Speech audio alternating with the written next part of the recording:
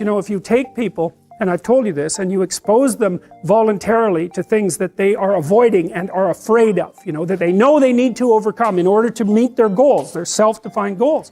If you can teach people to stand up in the face of the things they're afraid of, they get stronger.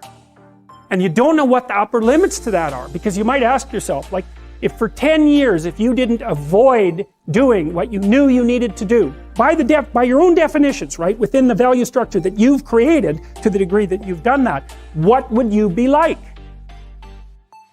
Well, you know, there are remarkable people who come into the world from time to time, and there are people who do find out over decades-long periods what they could be like if they were who they were, if they spoke their being forward. And they get stronger and stronger and stronger, and we don't know the limits to that. We do not know the limits to that. And so you could say, well, in part, perhaps the reason that you're suffering unbearably can be left at your feet, because you're not everything you could be, and you know it. And of course, that's a terrible thing to admit, and it's a terrible thing to consider, but there's real promise in it, right? Because it means that perhaps there's another way that you could look at the world, and another way that you could act in the world, so what it would reflect back to you would be much better than what it reflects back to you now. And then the second part of that is, well, imagine that many people did that, because we've done a lot as human beings. We've done a lot of remarkable things, and I've told you already, I think before, that today, for example, about 250,000 people will be lifted out of abject poverty, and about 300,000 people attached to the electrical power grid.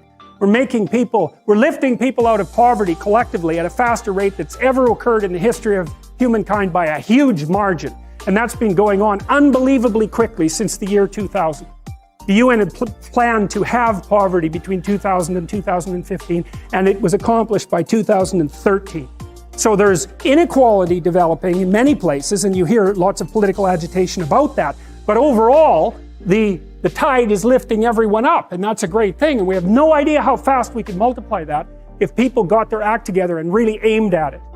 Because, you know, my experience is with people that we're probably running at about 51% of our capacity.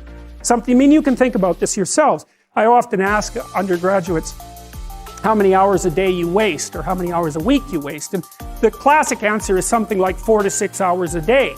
You know, inefficient studying, watching things on YouTube that not only do you not want to watch, that you don't even care about, that make you feel horrible about watching after you're done. That's probably 4 hours right there. You know, you think, well, that's 25 hours a week, it's 100 hours a month, that's 2.5 full work weeks, it's half a year of work weeks per year.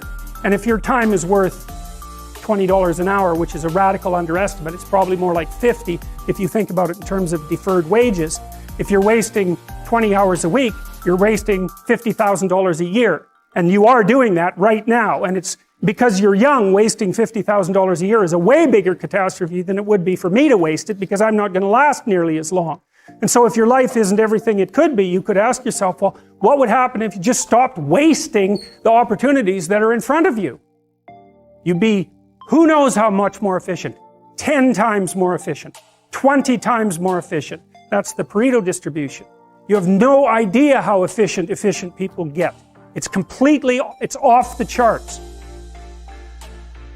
Well, and if we all got our act together collectively and stopped making things worse, because that's another thing people do all the time. Not only do they not do what they should to make things better, they actively attempt to make things worse because they're spiteful or resentful or arrogant or deceitful or homicidal or genocidal, or all of those things all bundled together in an absolutely pathological package. If people stop really, really trying just to make things worse, we have no idea how much better they would get just because of that. So there's this weird dynamic that's part of the existential system of ideas between human vulnerability, social judgment, both of which are major causes of suffering, and the failure of individuals to adopt the responsibility that they know they should adopt. And that's the thing that's interesting too, is that, and like another thing I've often asked my undergraduate classes is, you know, there's this idea that people have a conscience. And you know what the conscience is. It's this feeling or voice you have in your head just before you do something that you know is stupid, telling you that probably you shouldn't do that stupid thing. You don't have to listen to it, strangely enough. But you go ahead and do it anyways, and then, of course, exactly what the conscience told you was going to happen inevitably happens, so that you feel even stupider about it than you would if it happened by accident. Because you know, I knew this was going to happen, I got a warning it was going to happen, and I went and did it anyways. And the funny thing too is that conscience operates within people, and we really don't understand what the hell that is. So you might say, well, what would happen if you abided by your conscience for 5 years or for 10 years? What sort of position might you be in? What sort of family might you have? What sort of relationship